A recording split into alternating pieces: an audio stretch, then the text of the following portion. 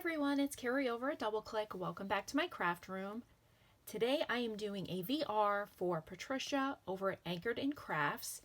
She is hosting a birthday challenge giveaway and she is requesting you send over 2 sequin mixes. One is for her and one is going to be a prize to send out to one of her winners.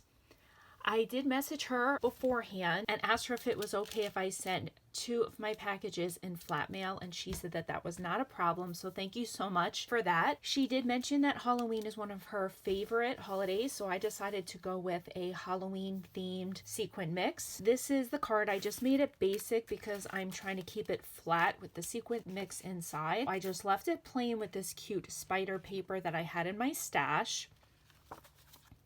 And this is kind of how I've set up the inside of the card.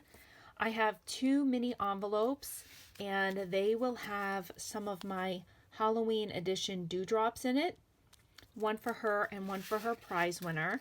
That will go in there. I've already stuck this sequin mix down. Since I'm sending it flat, I want to make sure that these are not on top of each other. This is the sequin mix that I created for her. I have some large black, some green, some orange. I have a couple of holographic stars as well as some black seed beads in here.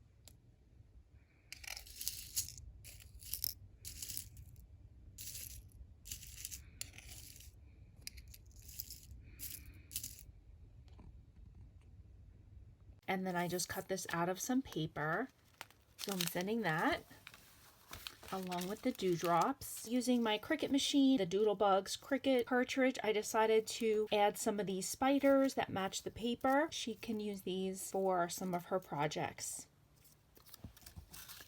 And that is my entry for Anchored in Crafts. Patricia, I hope you have a great birthday.